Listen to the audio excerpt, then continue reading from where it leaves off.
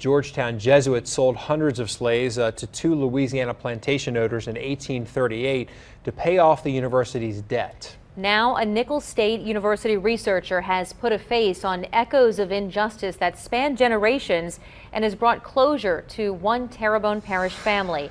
Nancy Parker reports. My mother is Jean Campbell. Okay. And she's a Campbell from this property. I grew up here. Members of the Campbell family stand on land in Houma, an ancestor bought more than 100 years ago.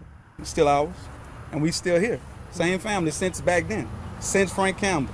Frank Campbell, Samuel Campbell, Rachel Campbell. Frank Campbell was just a name on their family tree from the 1800s. Now he has come to life as so much more. When I first found out that they possibly found the photo of Frank Campbell, it brought me tears of joy. Inside Nicholls State University Library, I'm the archivist and head of special collections. Clifton Terrio pores over pieces of the past. Things that are significant to local history. History that sometimes carries an ugly truth. I was familiar with the Georgetown Research Project. The Georgetown Memory Project is an independent group of Georgetown alumni and friends. They're working to find descendants of 272 slaves Georgetown Jesuits sold to Louisiana plantation owners. Some of them went to Terrebonne Parish here in the area, and then others went to Ascension Parish in the town of Maringouin. In reading about the sale of the Georgetown slaves, Terrio saw something familiar. And one of the articles was about the Terrebonne slaves, or the slaves that were sent to Terrebonne Parish. And while reading that article, I came across the name of Frank Campbell. And that name rang a bell. I knew I'd seen that name before. So I came here to the archives and I started looking at some of the photo albums that we had and came across the album that contains the photograph of Frank Campbell. So this is the photograph we have of Frank Campbell. A little book of pictures found in papers from the Barrow estate in Terrebonne Parish led him to a black and white photo of an elderly man named Frank Campbell with two captions. One of them said Frank Campbell was 19 when the stars fell in 1833. And I had to look that up because I didn't know what that meant. And it was a meteor shower that occurred in 1833. The other caption said that he would have been 128 years old in 1941. I immediately contacted Judy Riffle, who was the researcher and the author of the article. And she came to visit here at Nicholls and confirmed that that was Frank Campbell, who was part of the Georgetown slaves.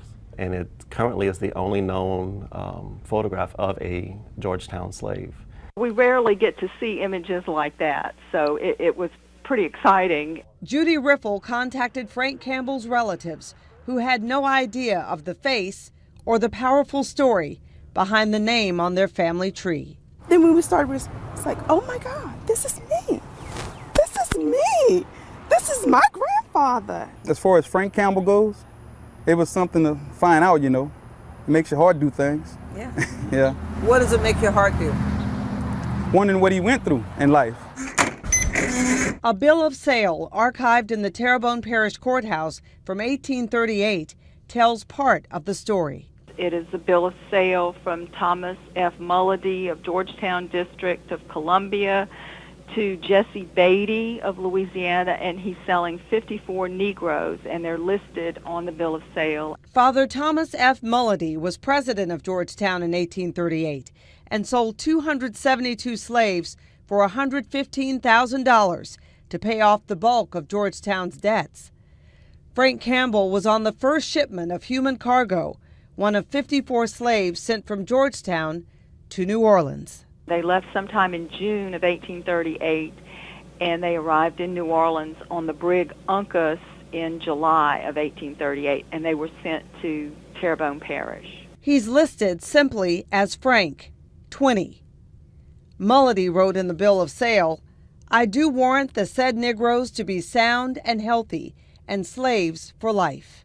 And yet they've tilled the land, they've cultivated the land, and they've made plantation owners rich off of their sweat, their blood, their tears, their children, their wives, their daughters, their husbands. I can't imagine. The photograph, I think, was taken around 1905, 1906, and you can see he's an elderly man. and he has a cane. But you can see the photograph with his two granddaughters who may have been visiting on the plantation. At the time of the picture, Terrio believes Frank Campbell may have worked for the Barrow family.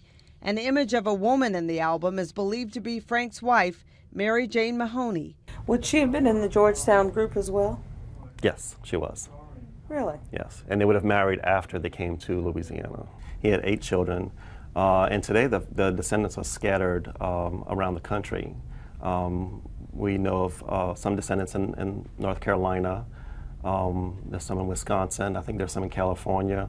There are still some in Terrebonne Parish. Finding out about my great-grandfather, you know, that's rewarding, you know. It provides me with a road of opportunity to help my kids travel down this history tree.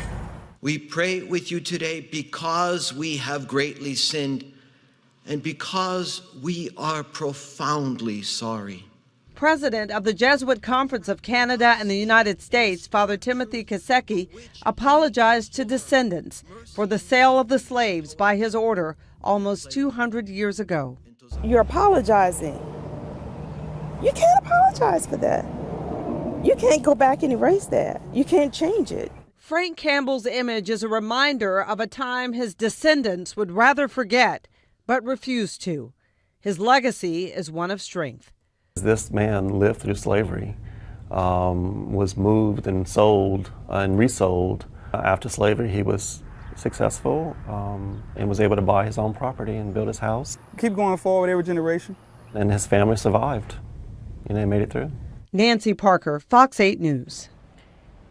At least one of Frank Campbell's descendants was at the religious service at Georgetown where Father Kaseki apologized.